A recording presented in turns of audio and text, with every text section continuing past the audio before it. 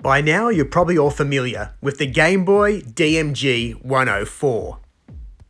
This hybrid console consists of parts from an original Game Boy, Nintendo DS Lite, and Game Boy Advance SP. And in its standard form is capable of playing all your favourite DS and Game Boy Advance games. In this video, we're going to show you how to build one. Firstly, we start with a premium grade shell made of ABS plastic. These shells are easier to work with and have a superior finish. We then use a directional board made for a Raspberry Pi console. These boards are readily available on eBay, AliExpress and Amazon.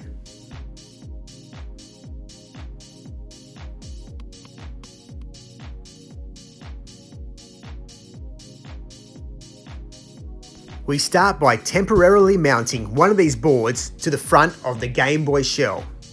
This acts as a marking template for the holes we need to drill for the additional buttons. We'll also be testing a new piece of prototype hardware, which was donated to us for this build.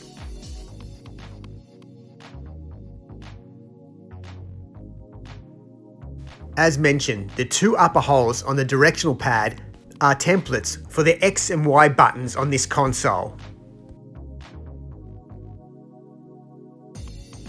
Then, using a Dremel tool or equivalent, we mount a 0.8 drill piece and slowly bore out the holes.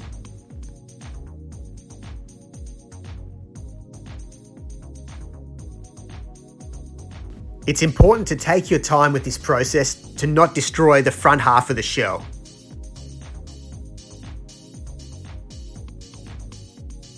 Once the initial pilot holes have been drilled, it's time to remove the directional pad. The mounting piece between the two drill holes must also be removed. To avoid damaging the front half of the shell, it's recommended that holes are drilled out in 1mm increments.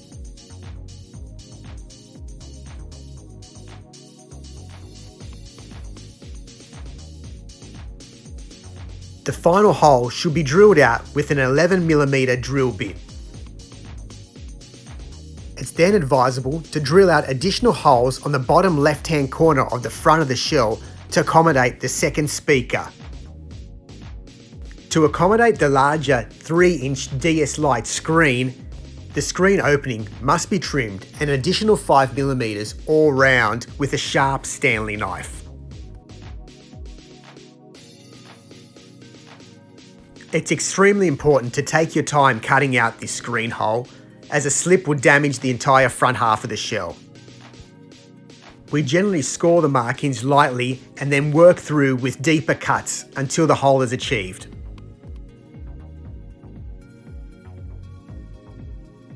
It's now time to turn our focus on preparing the rear half of the shell. To accommodate the Game Boy Advance cartridge slot, the rear cartridge shield must be removed. 4 Phillips head screws hold it in place.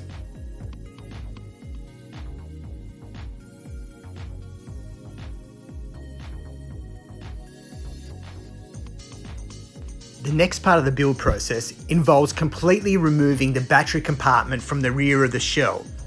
Before trimming the shell, we firstly have to remove the battery terminals. This involves pressing in the center pin in between each terminal. They should then release on their own. Either using a Dremel tool or a sharp Stanley knife, trim around the rear edges of the battery compartment to remove it completely. Then cut out small notches on each side of the cartridge slot to accommodate the Game Boy Advance cartridge. Once trimmed, the battery compartment should look something similar to this. We also went over the inner shell with some fine sandpaper to remove any burrs.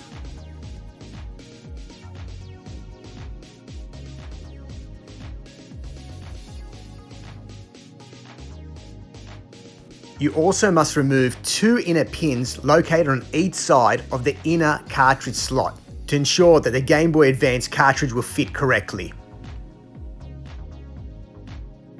The next part of the build involves drilling out holes for the rear trigger buttons, as well as trimming out a notch for the DS cartridge slot.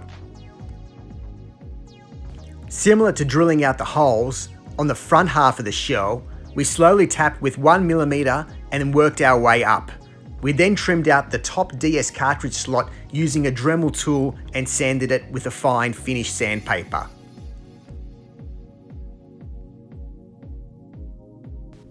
For this build, we're using 8mm tactile buttons for the rear triggers. However, you can use up to 12mm if you like. Although we haven't mounted the Game Boy SP half of the shell, we felt that it was important to start with the electronics. To simplify the build process, Nintendo Mods was kind enough to give us a prototype ribbon cable, which is now available for the public. This cable is adaptable with the Raspberry Pi directional board and makes light work of soldering, and also neatens up the build internals. Using a fine tip solder iron, we then mounted the ribbon cable adapter. The secret with soldering these adapters is to start with the mounting points and then working your way inwards using your solder iron. Once the directional board has been soldered, we focused our attention on the rear of the shell. We went about mounting the rear tactile trigger buttons as well as the power switch. Staying true to electronic protocol and to avoid confusion, we mounted our ground lines using black wire and our triggers using red.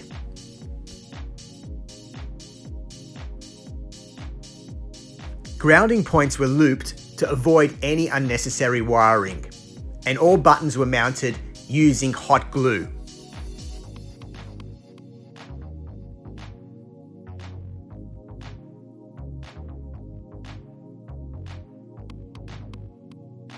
As the DS Lite utilises stereo sound, we mounted both speakers to the front of the shell using hot glue and then wired the earth and speaker points separately.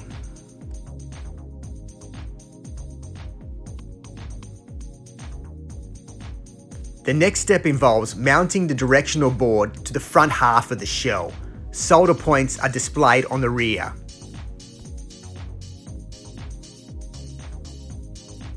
With the console starting to take its shape, we now turn our attention on mounting the top Game Boy Advance screen. To do so, the hinge must be mounted to the top half of the DMG shell. There are two options for this. One is to trim the original hinge with either a Stanley knife or hacksaw, with the bottom of the shell being cut completely flat, while option 2 involves keeping the original height of the shell and then filling it in with either epoxy or Bondo filler and then sanding it flush. Epoxy resin will take approximately 24 hours to dry, while Bondo will take about an hour.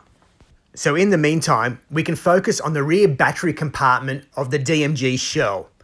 This involves measuring and then cutting out the original battery compartment from the Nintendo DS Lite. We recommend using a Dremel tool or a small tooth hacksaw for this cut.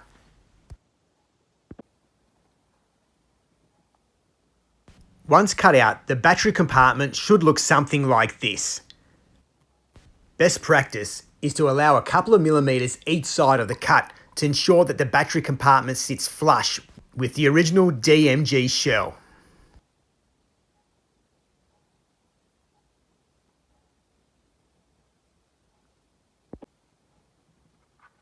The battery compartment can then be mounted using either a hot glue gun or some epoxy resin.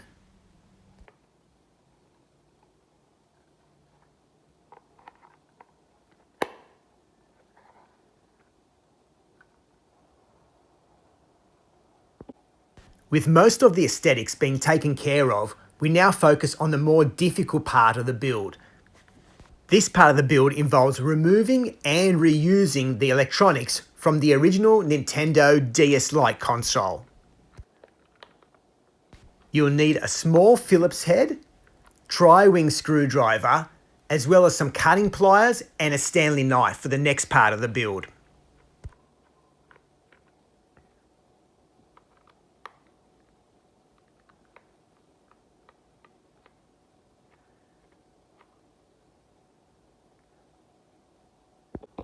Once the screws and battery have been removed from the console, it's just a matter of using your fingernails to pry the bottom half of the shell off the body.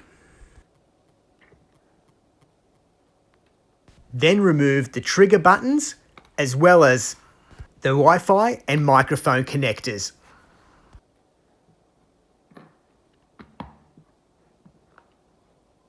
Followed by the final screw holding the motherboard in place.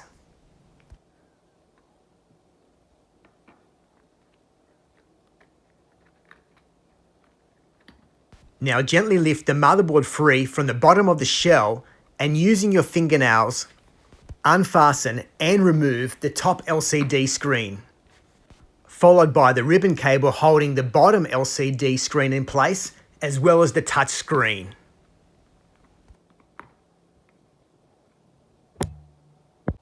Once removed, the componentry should look something like this. A raw motherboard, which still needs to be stripped down to its bare minimum, the bottom LCD screen, as well as the top LCD screen, which is still mounted to the original DS shell. There are 4 screws holding it in place under rubber grommets. We now enter the more difficult and tedious part of the build, stripping the motherboard down to its bare minimum. Using some wire cutters, trim the tabs holding the DS Lite cartridge slot in place. This will then allow you to lift the cartridge slot up and then gently trim each of the cartridge pins holding the cartridge slot in place.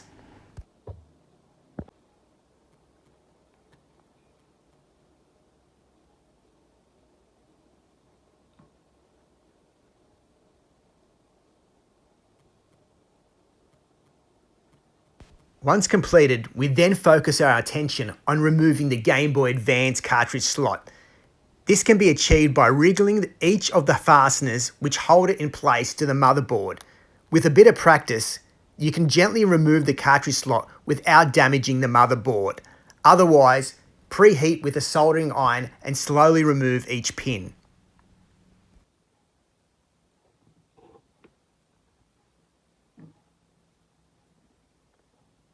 Then using your wire cutters, repeat the process with the volume controller. It's important to take your time with this process as the parts will be reused.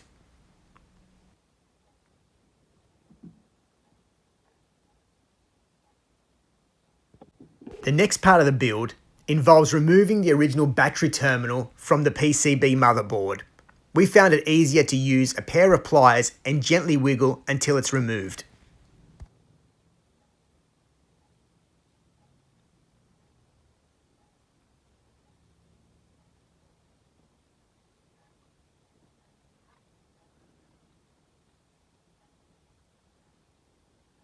As we intend to modernise this console, we go about removing the original charging slot and then replacing it with a USB-C female terminal. And finally, in our DMG builds, we remove the ear jack terminal. It's just a matter of trimming it with your wire cutters, then bridging pins 4 and 5 to remove the ear jack completely. The final task of the bare bones motherboard is to ensure that the cartridge pins are thoroughly cleaned.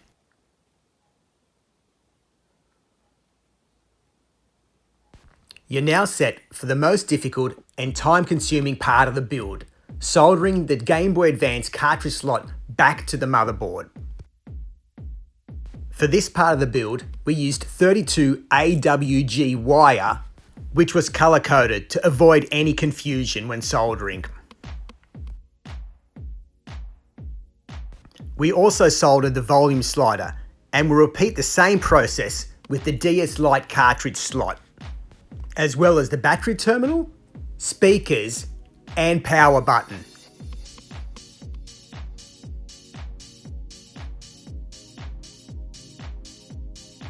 Once the points have been soldered, We recommend testing the motherboard before fitting it to the shell, because once the motherboard has been fitted, it's a lot more difficult to achieve those solder points.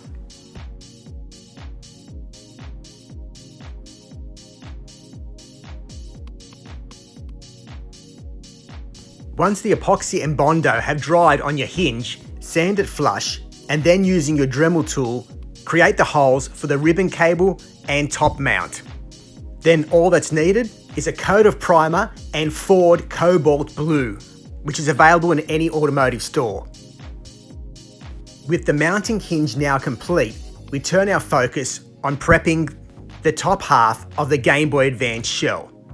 This involves machining out the top half of the screw holes using your Dremel tool to accommodate the slightly larger DS Lite backlit screen. Once machined out, your inner shell should look something like this. The mounting points still remain intact, and visually the front half of the shell remains the same. At this point, we do recommend fitting the front half of the Game Boy Advance SP shell to the newly created hinge. This will aid in ensuring that the top half of the shell lines up correctly with the bottom half of the DMG shell. It also acts as a template for the ribbon hole and top mounting shield, as well as the location for the screw holes to mount the new bracket to the shell.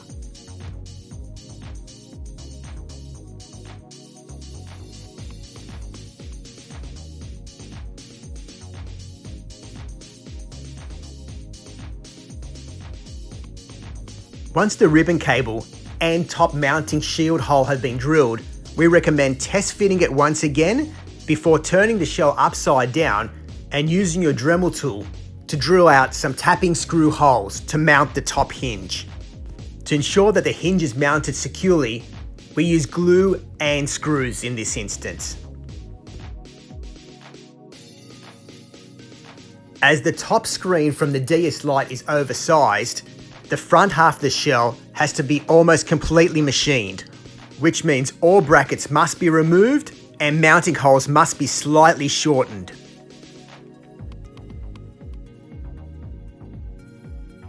Once satisfied with your machining, it's a good idea to test mount the LCD screen before permanently mounting it. We then recommend testing it one more time with the DS Lite motherboard to ensure that it powers up and displays correctly.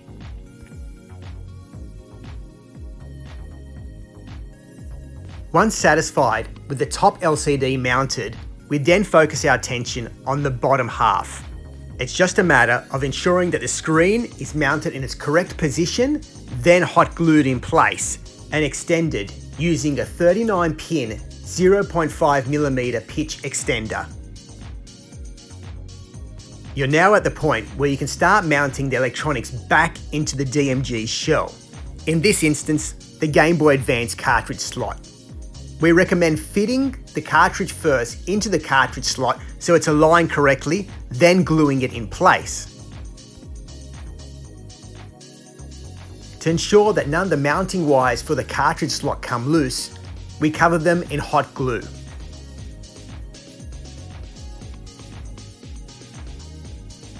Similar to the Game Boy Advance cartridge slot, we ensure that the DS cartridge slot is flush and then hold it in place with some hot glue.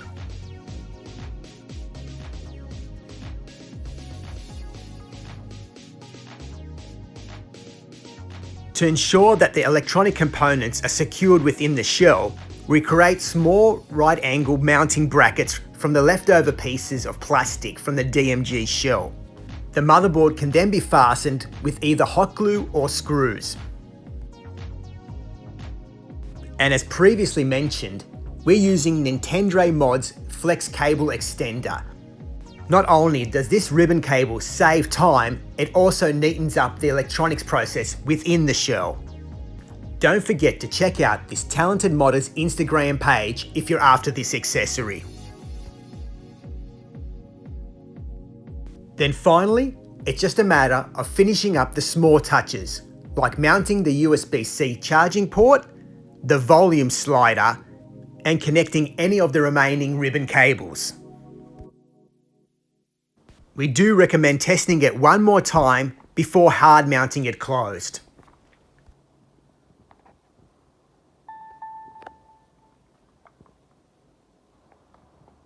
Enjoying this video? Now's the perfect time to like and subscribe to our YouTube channel.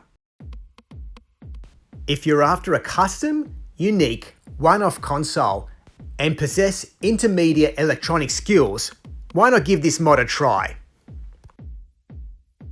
This hybrid build is a cross of all your favourite Nintendo consoles and features Game Boy and DS Lite characteristics, as well as the more modern USB-C, rechargeable battery and backlit screen. If you are attempting this build on the weekends or in your spare time, we won't give you false hope. It will take a few weeks to build. However, the finished product is just amazing. And we recommend experimenting with your favourite shell and button designs. Thanks to talented modders like Nintendo Mods, these consoles are becoming easier to build and are within reach of the weekend modder. We hope in this video that we've inspired you to create your own custom console or one of these DMG 104s.